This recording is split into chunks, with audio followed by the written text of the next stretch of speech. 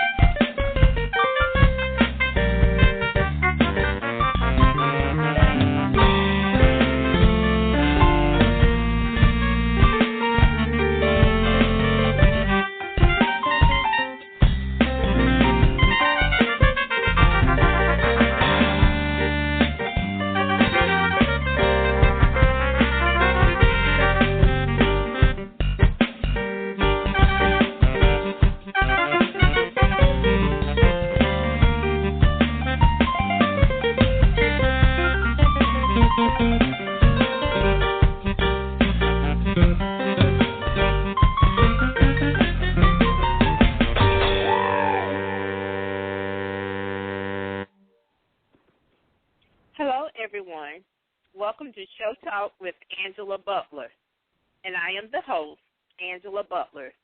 Today's guest is the one and only Ted Lane.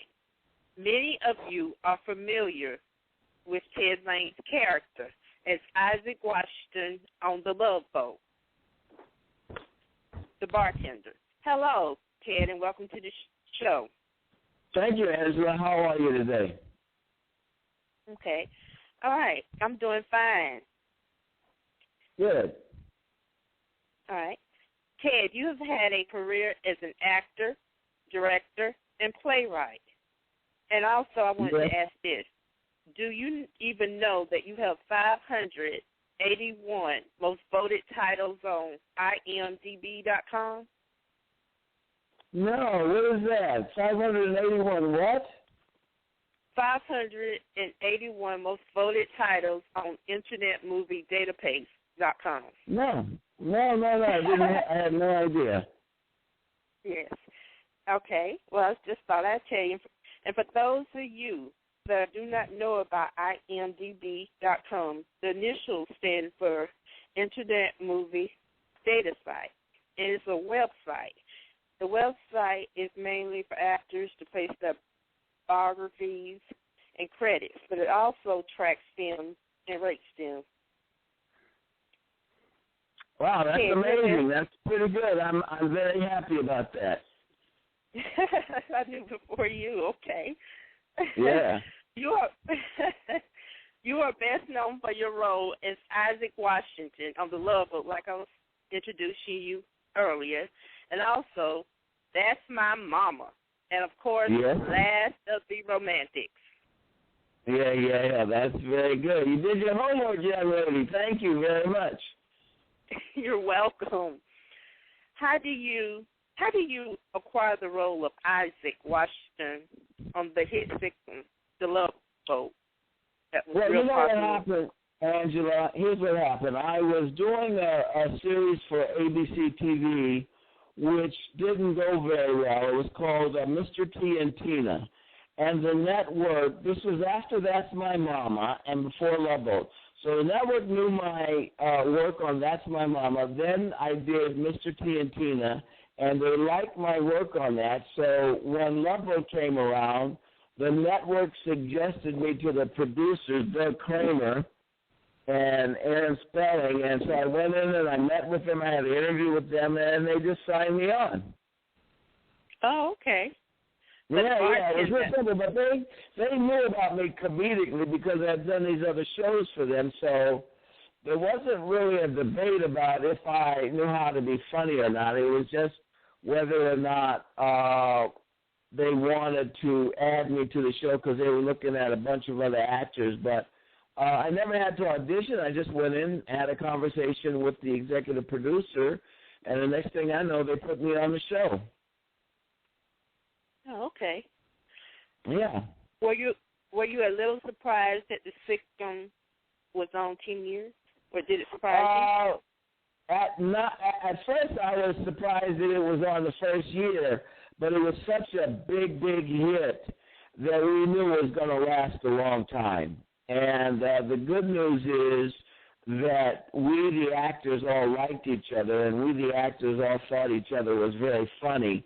So that was going to make it an enjoyable ride. Okay. All right. Sounds great. Sounds like you had a great time with the Love Boat as Isaac Washington, the bartender. All right. Yeah, well, I had a great time because I liked the actors that I was with. We got to travel all over the world.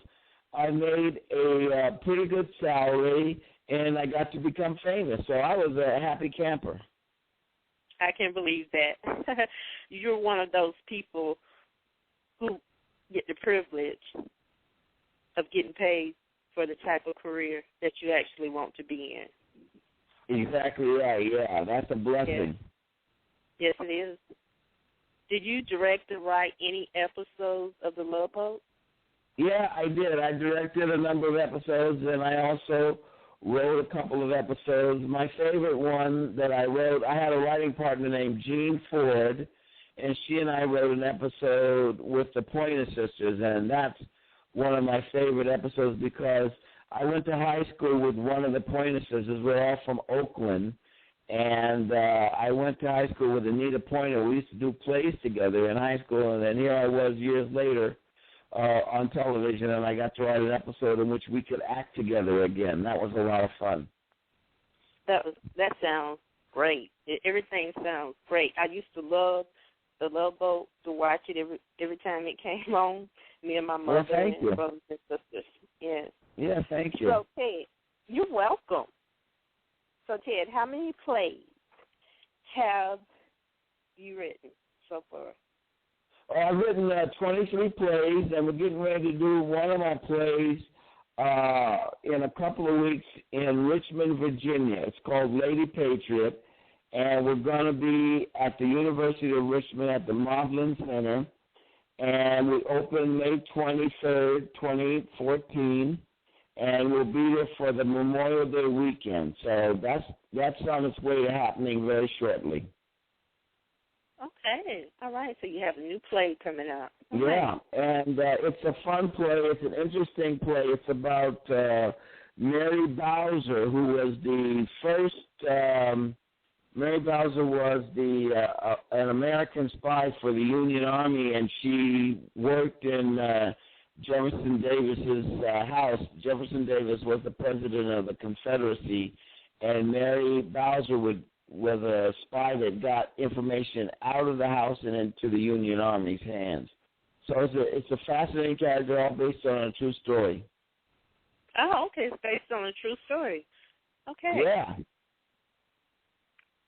So, with all your experience in acting, being a film director, a playwright, I mean, there are just so many careers that you have had and evolved in. So, what I'd like to ask you is, what would be your advice for inspiring actors? Well, the most important thing the first thing that an actor should do is say that he's an actor. He has to put it out there in the universe. And then once he says it, people are going to say, well, what have you acted in? And so that leads you to the next step, which is either being in a play or taking classes to learn how to act, or both. You can be in a play, and while at the same time you're in a play, you're taking acting classes. But the more plays you do, or the more film you do, or the more internet pieces that you do, the more you act, the better you are going to be as an actor learning your craft. So what I say to actors is the most important thing is what you do after you say you're an actor. Now, if you go back to working in a department store, it's not the same thing as adding acting into your schedule, you know what I mean? So you work from 9 to 5, and then in the evening you act, you know? But that's the most important thing. You've got to do it once you say that's what you want. Okay. All right. That's good advice for any aspiring actor. Yeah, really important. Once the first thing you say is, I want to be an actor. Second thing you say is, I want to be in a play, and you try to get into a play, or I want to be in a movie, you try to get into a movie, or you start acting. You've got to really act. And the more you act, the more you're going to learn about the craft and the art of being an actor. Yeah. You are also an award-winning theatrical director. Did you ever expect to be awarded the Artistic Achievement Award for the original comedy, Lemon? Lemon Facade, yeah. No, you know, I just do plays because I like the idea of the play. Usually I'm not trying to do a play to, you know, win an award. I'm trying to figure out what I want to say in a play, and then hopefully get an audience in so I can have my message reach an audience. Now, if along the way people like it and feel that the directing is good, or the writing is good, or the actors are good, that's a plus. But that's not my main intention. My main intention is to say what I'm saying about a particular subject, whether it's the Civil War, or the American Revolution, or a black woman playing cards, or in the case of Lemon Facade, Lemon Meringue Facade, the idea was to deal with some blondes and their social structure and how women are sometimes placed in a box and not given the opportunity to stretch as is white males. Oh, okay. Also, there are other awards and honors that I know have all been well-earned and well-deserved.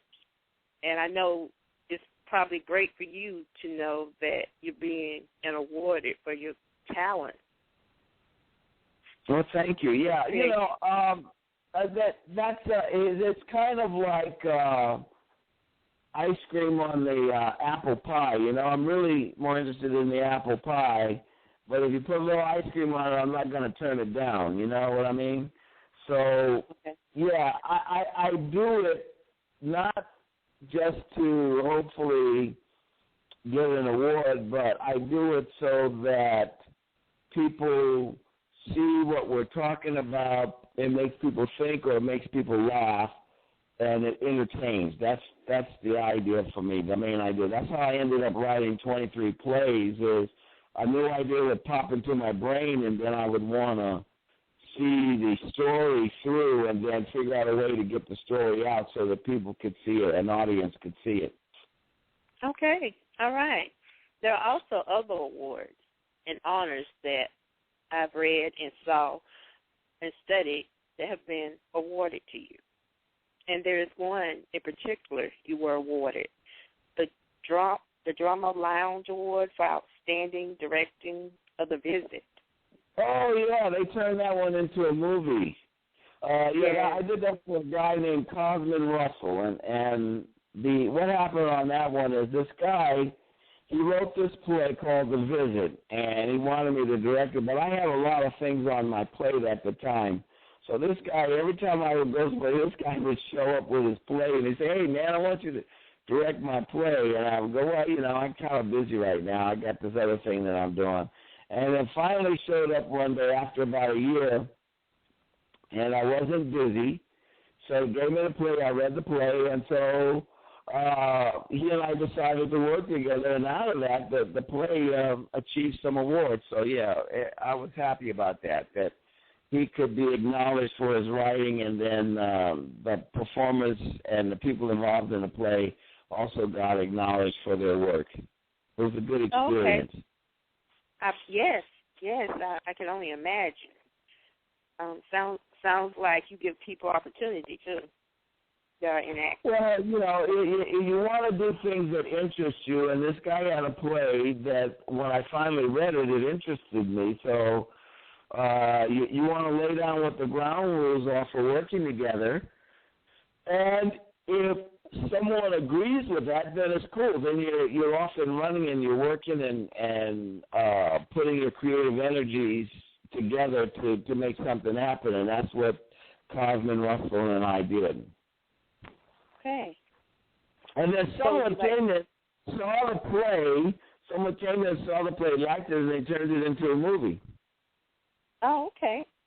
Yeah. We did it in Hollywood, and someone saw it, and they backed it as a movie, and it turned out pretty good. Turned out really well.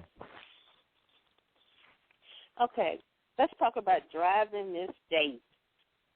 Sure. The theatrical play.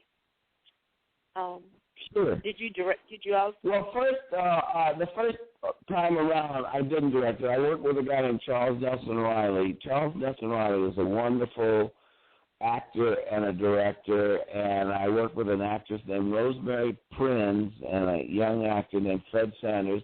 We did the play we rehearsed in New York, then we took it to Birmingham, Michigan, and we did an 8-week run in Michigan, and then we took the play out on the road and we did a tour. And so Charles is a very gifted and talented director, and he knew how to help actors find creatively the characters that they needed to find. And so I ended up doing the play a couple of more times, and on one of the times that I did it again, I was able to direct it, and we had a lot of fun. So I did a tour in the Poconos. Huh? That sounds great. It was a lot of fun. It was a lot of fun. Okay. And see, to me, one of the reasons for being in show business is to have a lot of fun. And sometimes you have a job that you don't like.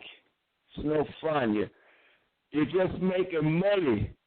And so I try to focus my attention on not necessarily making a whole lot of money, making enough money to get by, but to have fun at the kind of job that I'm doing. And sometimes that involves writing, sometimes that involves directing, and sometimes that involves acting.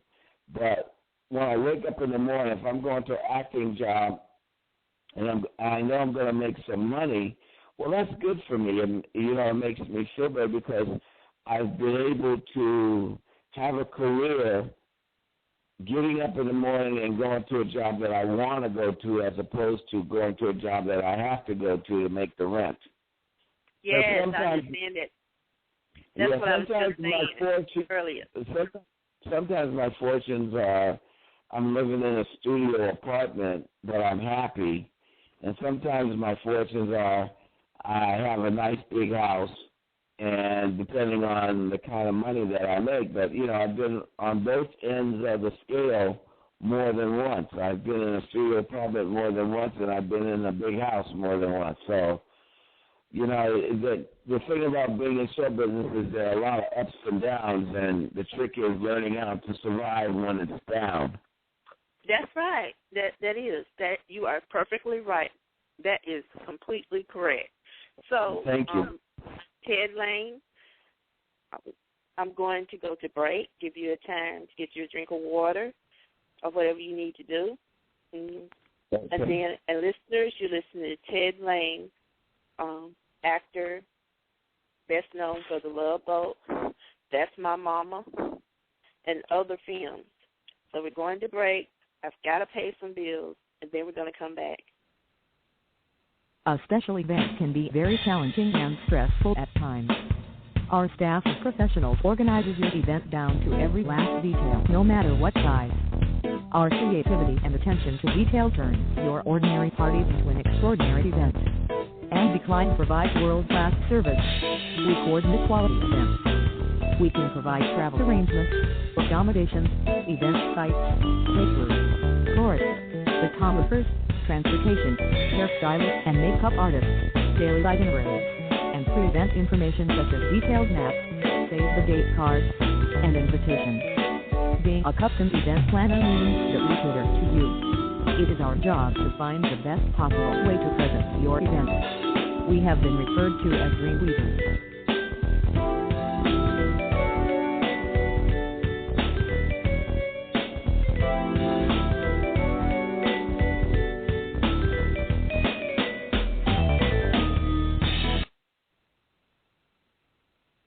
All right. Hello.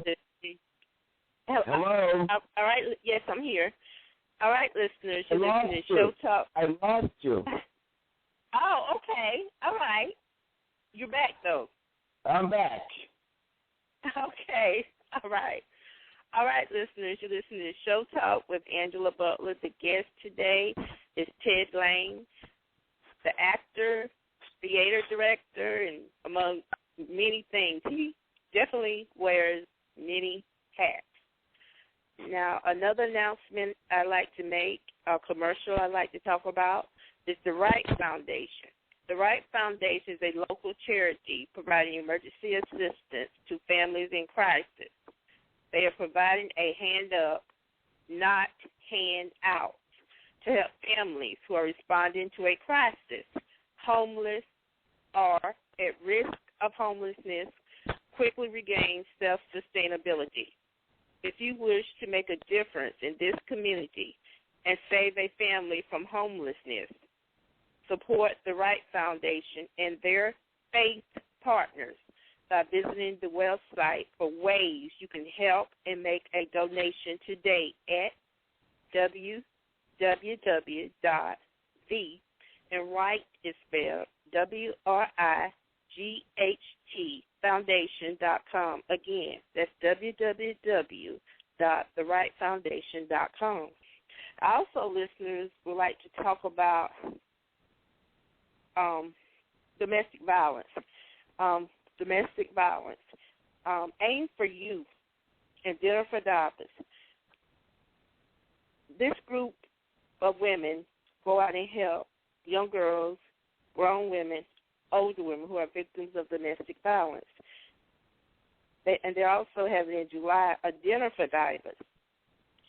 So anyone interested in giving a donation to this organization, Aim for Youth, Dinner for Divers, Gala, and our globalgiving.com. The donations do not all have to be monetary. They can be donations such as gowns, hangers, shoes, etc. If you're interested, the way you can contact them is info@aimforyouth.com. Phone number is 678-957-9464. All right, listen, let's get back to the interview. Let's get back to it. So, Okay. Yes, Ted Lane. My next question was going to be, you are also, I believe, a co-creator of a pilot on NBC, Big Daddy's Barbecue. Would you like to talk about that? Well, yeah, sure. I was doing a play in Hawaii, and I met this stand-up comedian, and we had a lot of friends in common, so we hung out together while we were in Hawaii. And then when we came back to the States, he asked me to turn his comedy act into a one-man theatrical show, so I said, okay. And what I did was I structured it as a play. Then we did the play around Los Angeles and in Pasadena. People liked it, so they told the NBC network found out about it, and we did a pilot using the idea, and I directed the pilot. He starred in it, and we tried to get it on the air, but it didn't turn out so well that way. But we did have a good shot at, interpreting what we did on the stage into a television sitcom. You also worked on a play called I Believe. Am I correct? What is it? I believe also was a one-woman play called The Story of Lucretia. Barza? Did I pronounce it right? Lucretia Borgia, yes. Yeah, Borgia. Lucretia Borgia was, but they're doing, Showtime was doing, I think it was Showtime, was doing a thing on the Borgia family, which is Pope Alexander VI. And he had a daughter named Lucretia, and Lucretia was known back in those days for poisoning her husband. She had a number of husbands, and they would marry the women off to have political liaisons and stability with different parts of Italy. So Pope Alexander VI married his daughter off, and then when it no longer became profitable, they say that Lucretia poisoned her husband, and then they would marry her off again to somebody else that was politically more expedient for the Pope to have as an ally. But what our play did is examine whether or not Lucretia did it or somebody else in the Borgia family did it. And the Borgias were Spanish. They came out of Spain, and then they lived in Italy. The father became Pope, and Cesare Borgia, who was one of his sons, is known as the source material for Niccolo Machiavelli's The Prince, because Niccolo Machiavelli followed Cesare Borgia, Lucretia's brother, around, and the guy would pontificate about power and how to gain power, how to use power, and how to execute power so that you maintain your position as a leader. So it's a very fascinating family, and me and this lady, a lady named Kathy Bates, actress and a writer, we co-wrote it together, and I directed it, and she starred it, and we did it around Hollywood a number of times on the life of Lucretia Borgia. Lucretia Borgia. Evil Legacy. Yeah, Evil Legacy. Because Evil Legacy, okay. And it was a whole thing around the whole family, the Borgia family. So you got a kind of an idea of what it was like to be in Rome at that time, and then how this family, the Borgia family, was using their position in the most powerful way possible to accentuate their desires. Okay. You also were awarded other theatrical awards. You have won the NAACP Best Play Award in 1997 for the theater play No Trump. Would you like to tell me and the listeners about No Trump? Yeah, that was a play called Four Queens, No Trump. And basically what it was is I went to a reading, and I met some older actresses at the reading, and we were watching these younger black actresses, and at intermission, one of the older actresses came up to me and says, "How come nobody writes a play for women over 40? And he said, why don't you write a play for us?" And so I said, "Oh, well, let me think about it. I don't have any ideas right now. Let me think about it. If I come up with an idea, I'll let you know." So went back into the theater, watched the play, and as I'm watching the play, I'm starting to get ideas about a play for women over 40. Then on my drive home, I got in my car, and on my drive home, I saw the whole play in its entirety, how to open it, how to close it, who the characters were, the whole 9 yards. So I wanted to do something that was innately African-American. And what I came up with was the idea of a card game, but not gin rummy or spades. I came up with bid whist, because bid whist is innately African American. And so then, once I got that, I decided that the women should represent the suits of the cards, so that the Queen of Diamonds, all women would be queens, because black women are queens in their own right. They are queens. And I wanted the Queen of Diamonds to be someone that represented black women with money. I wanted the Queen of Hearts to represent someone whose heart had been broken and she was looking for love. That I wanted a Queen of Clubs, like a nightclub, like it would be a club where the place, her home would be like where they all met, and then the Queen of Spades would be the ultimate doesn't pull any punches black woman, Queen of Spades.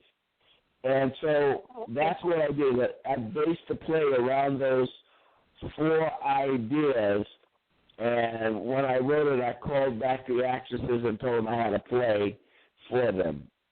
And we did it. It was quite successful. Huh? I bet the were excited. With the play such dynamic roles. Yeah, very excited because first of all the women were over 40, and then they were, on top of being over 40, they were interesting parts. So they really enjoyed the idea. They liked the idea. We did the play in L.A. in Hollywood in '97, and it won the best play of 1997 at the time we did it. Oh, okay. And that play has been done all over the country. It's been done in, thank you. We did the play in Cleveland. We did it in San Diego, Baltimore, Omaha, Nebraska, Denver, Colorado. It's a very popular play. And what I found with that play is I never have any trouble casting the women. Because black women, for some reason, just have an innate sensibility for the theatrics and for theater. And so I've done a play all over the country. I've directed it all over the country. And it's been a very popular, big success wherever it's been shown. Oh, okay. I can believe that. And I know man. You know how black women are, Angela. They don't pay no punches now. If you ask them for the truth, they will give you the truth. Yes. Okay. You're also a Broadway actor. Yes. Okay, so your career plays on Broadway. I did the musical here. Now, this was back in the late 60s, the early 70s. And I did the musical here. I did it on tour, and I ended up in New York. That's how I got to New York. And then when I left that play here, I went into a black play called Ain't Supposed to Die a Natural Death. It was written by Melvin Van Peebles, and basically it's centered on a black lifestyle in urban America. And I understudied a number of parts. One of the people I understudied was Garrett Morris from Saturday Night Live. Bill Duke, who is now a movie director. He was a TV and a movie director. So a lot of talented people came out of that production of Ain't Supposed to Die a Natural Death. Arthur French is a New York actor, and Dick Anthony Williams. Yeah, that play didn't produce a lot of times, but a lot of black talented actors and actresses had come together in that production. And it was really an honor for me to be in it. Oh, okay. It was an honor for you to be in it. Well, you're very talented. Very talented and very intelligent. Thank you. You've been in a lot of films, Broadway shows, theatrical plays. Some of you acted in, directed, and you did all sorts of things as an artist and actor. Mm-hmm. Do you have a favorite play? My favorite play is the one I'm working on next. Whichever one I'm working on next, that's my favorite play. So to me, it's like, you write a play, and then you try to make sure that the play gets performed. And after it gets performed, you kind of let the play go, and hopefully other people will want to perform the play. And then you start thinking about a new play, and right now I'm thinking about a new play. I haven't finished it yet, but I'm working on it, and that's now my new favorite play, because it seems like when you're working on something, information starts coming to you that helps you develop the play that you're working on, and that's what's been happening to me. Now, back in the 40s and earlier, plays used to take place in bars, That's a big staple of American theater is what they call a bar play. And so you have stuff like, even on the radio, they have a thing called Duffy's Tavern, or The Time of Your Life was a famous play, and the Irish did a lot of plays that take place in bars. Okay. And so I've come up with the new idea, well, not a new idea, I've come up with the idea that plays now, if you were to do a modern-day play that would normally be a bar play, instead of it taking place in a bar, I'm having this play take place in a coffee shop. Because Starbucks, I think it's a good idea. Starbucks and Coffee Bean and all these little coffee shops are now the meeting place for people. You know, they bring their computers in, they sit down, they do Wi-Fi and stuff like that. Whereas in the old days, they used to go to the bar just to have a drink and the play would unfold in the bar. So now I'm in the middle of writing a play right now that takes place in a coffee house. Okay. Yeah, so I haven't finished it yet, but I'm working on it. Huh? That is ingenious. Well, thank you, young lady. Thank you very much. I appreciate the comment. You're welcome, and thank you for the compliment. So I have to ask you this. You've been acting, directing, doing Broadway, performing Broadway plays, and doing so many things. Now, in 2014, what is your opinion on reality shows? Well, I think reality shows are here to stay. And I think that the interesting thing about reality shows is that the audience, the main thing about play is seeing conflict. And what reality shows are trying to persuade the viewer to believe is that this is a natural conflict between people. And that is always interesting to watch on TV. And then supposedly you're seeing the inside story, the true story of the conflict.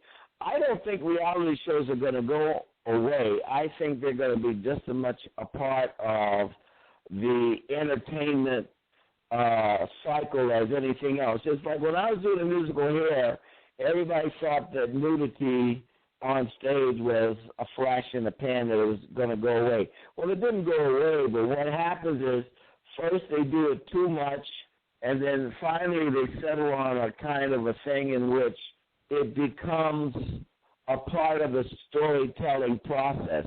And I think the same thing is true of reality TV, is that it's not going to go away. Some people would like it to go away, but it's not going to go away.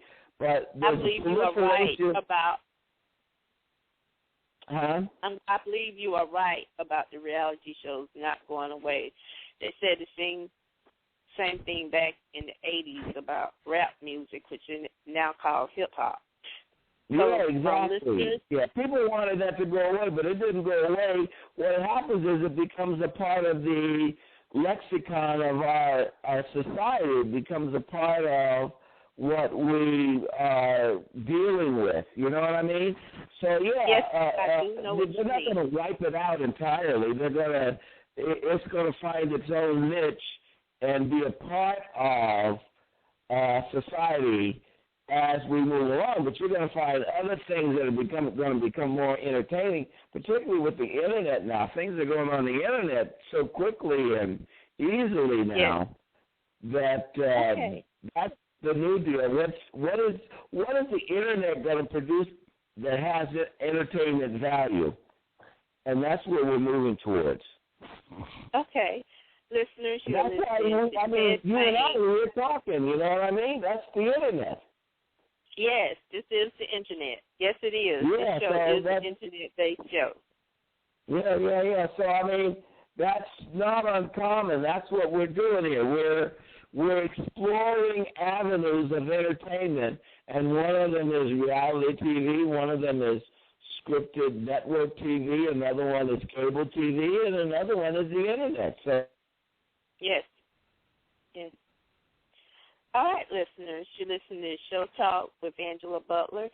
Our guest is Ted Lane. He's a Broadway actor among many careers. So we're going to go to break, and then we're going to come back and finish up the interview. A special event can be very challenging and stressful at times. Our staff of professionals organizes your event down to every last detail, no matter what size. Our creativity and attention to detail turns your ordinary parties into an extraordinary event. And Decline provides world-class service. We coordinate quality events. We can provide travel arrangements, accommodations, event sites, caterers, tourists, photographers, transportation, hairstylists and makeup artists, daily itineraries, and pre-event information such as detailed maps, save-the-date cards, and invitations. Being a custom event planner means that we cater to you. It is our job to find the best possible way to present your event. We have been referred to as Dreamweavers.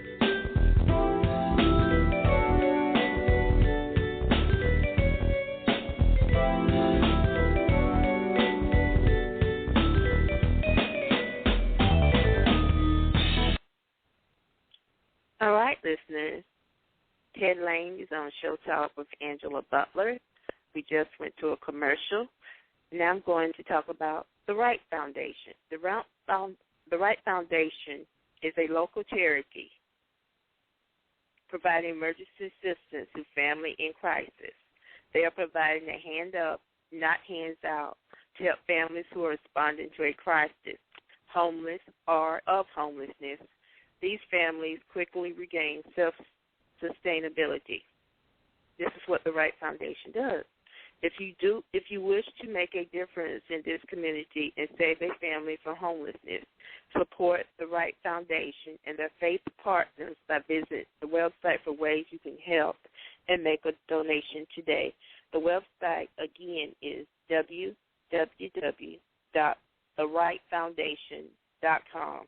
And Wright is spelled with a W, W-R-I-G-H-T.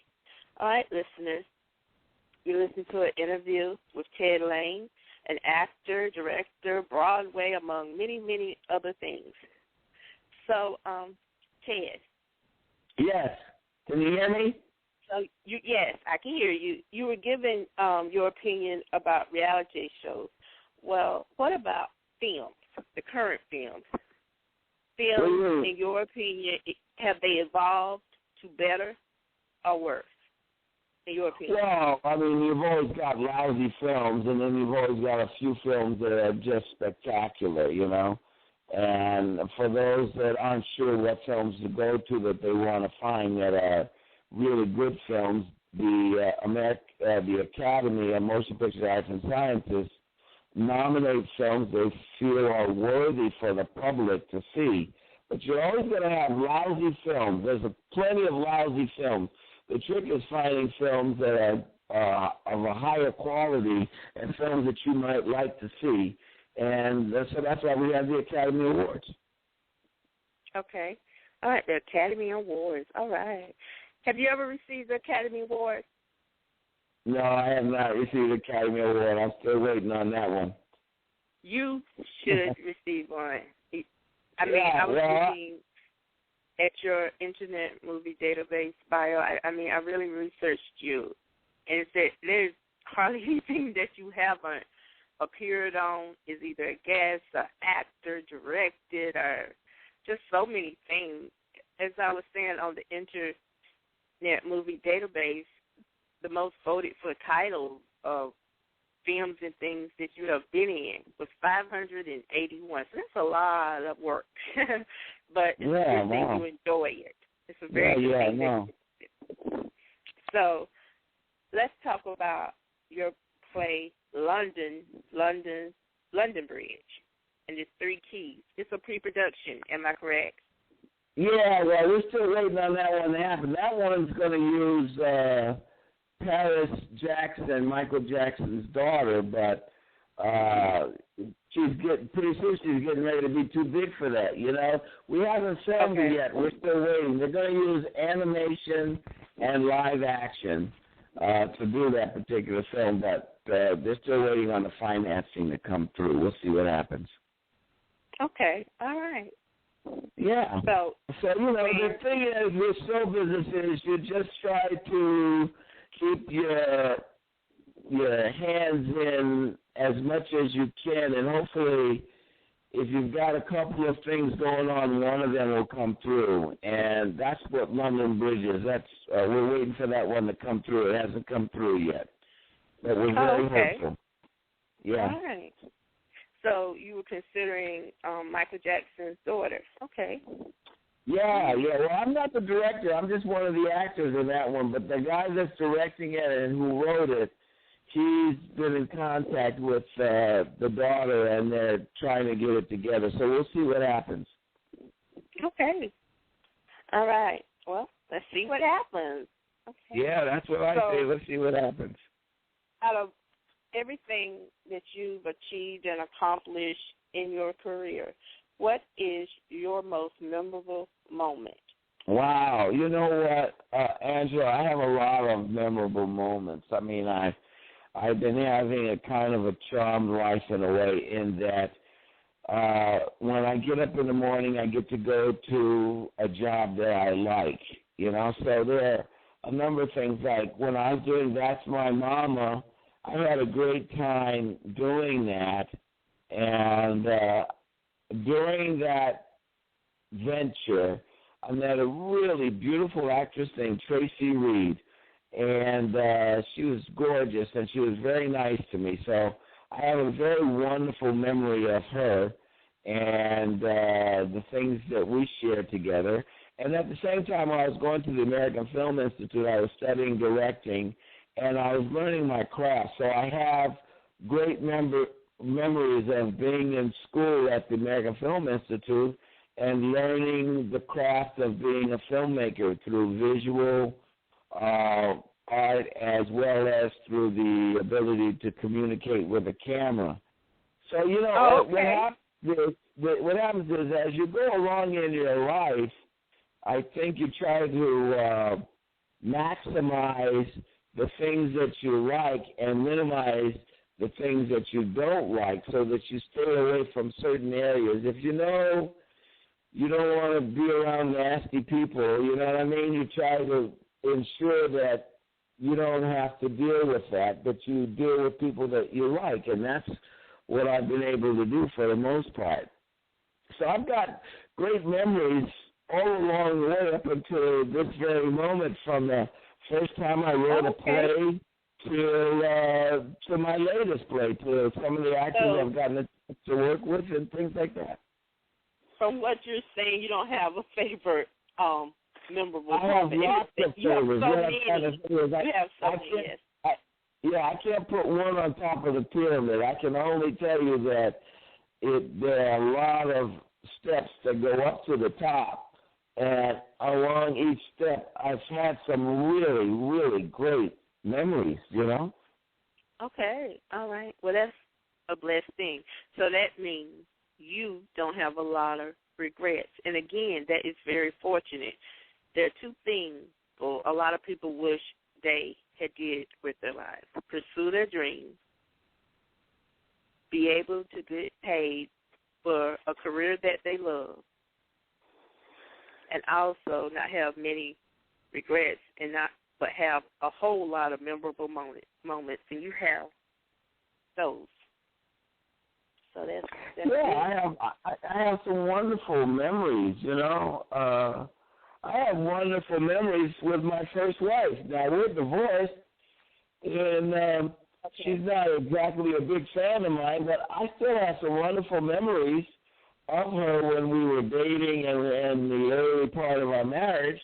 Now, I don't know if she has those, but I certainly do, and we have two beautiful sons, and the guys are great guys, and, you know, I love them madly.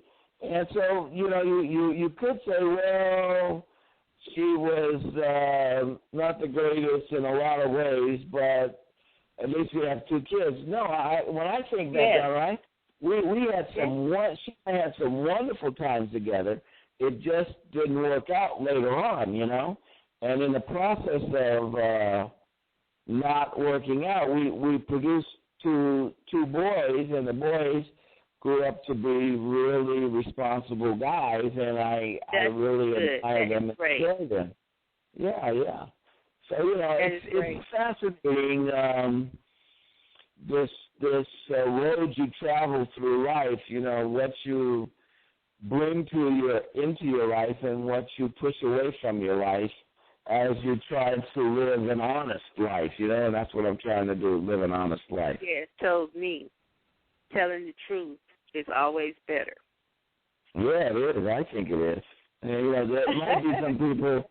There might be some people who disagree with that, but they're liars anyway.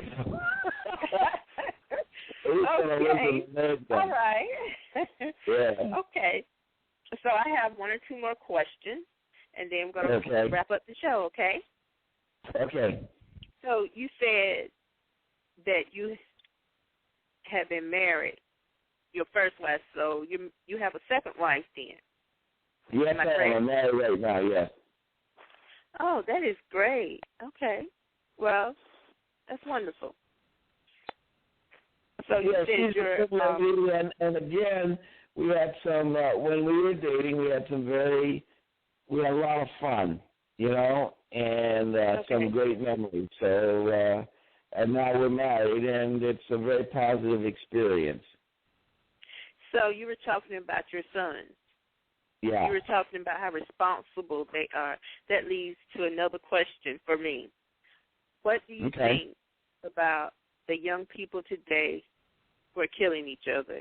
And in your opinion, does the media put too much bad out there or negativity and not enough positive for the youth?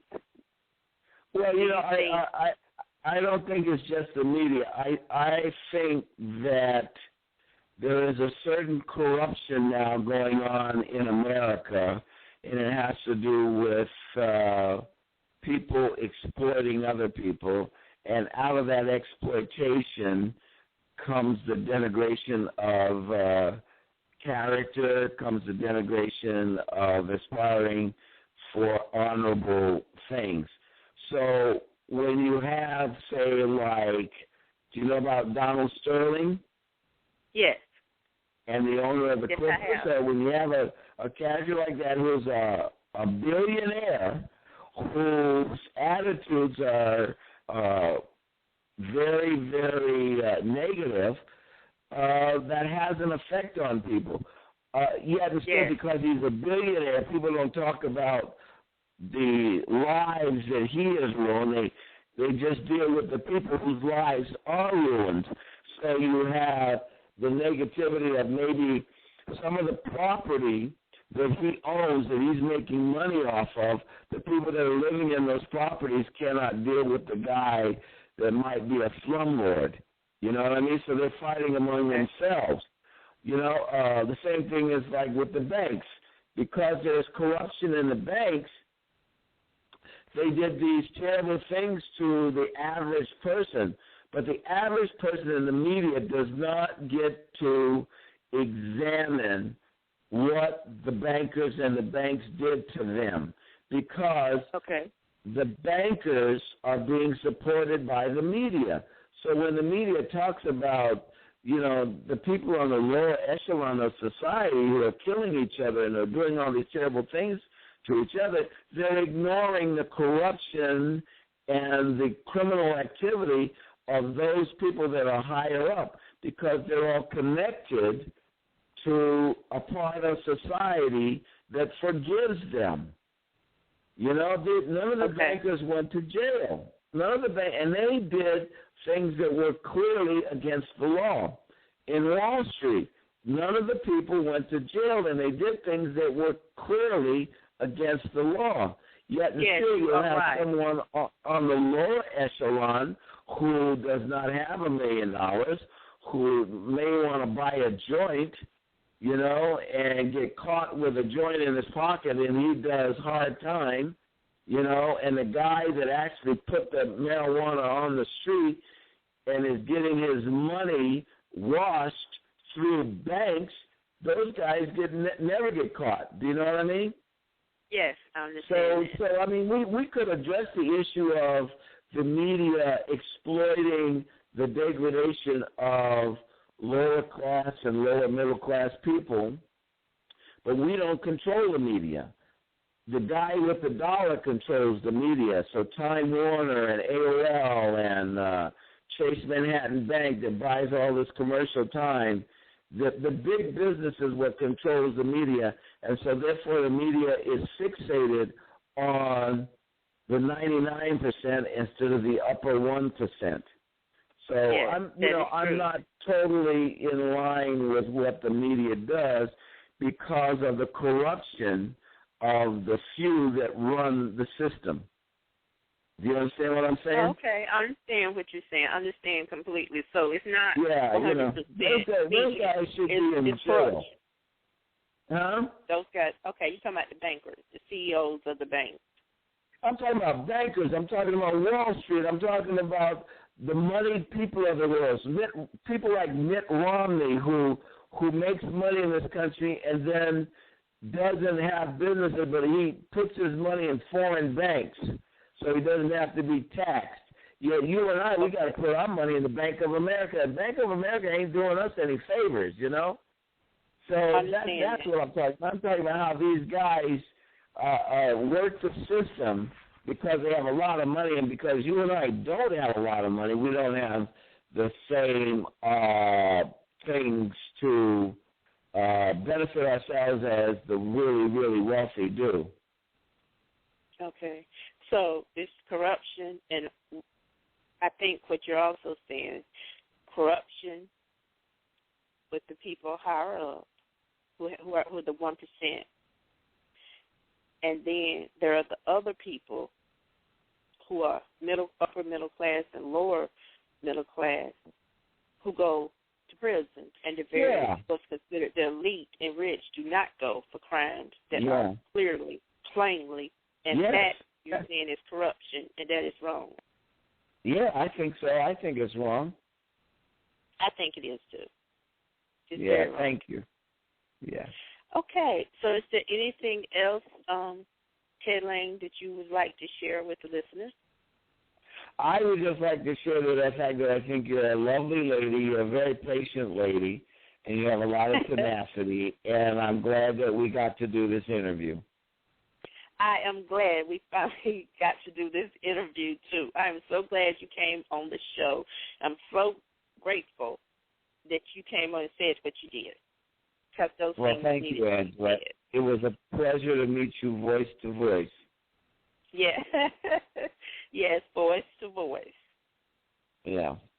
So, okay. I guess that's going to end the show. Okay, so you have a great day. Enjoy your life and follow your dreams, young lady. I am. I'm working hard at it. Hard at it. All right, thank you. All right, goodbye. All right, goodbye. All right, listeners, you listen to Show Talk with Angela Butler. Ted Lang, who is very famous for his character, Isaac Washington of The Love Boat, a show that lasted 10 years, that he also directed at times, some of the episodes. So I thank you all for listening to the Show Talk with Angela Butler. I'm going to go to the commercials, and then that will be the end of the show. And everyone, I hope you had a happy Mother's Day. Special events can be very challenging and stressful at times. Our staff of professionals organizes your event down to every last detail, no matter what size. Our creativity and attention to detail turns your ordinary parties into an extraordinary event. And Decline provides world-class service. We coordinate quality events. We can provide travel arrangements, accommodations, event sites, caterers, tourists, photographers, transportation, hairstylists and makeup artists, daily itineraries, and pre-event information such as detailed maps, save-the-date cards, and invitations. Being a custom event planner means that we cater to you. It is our job to find the best possible way to present your event. We have been referred to as Dreamweavers.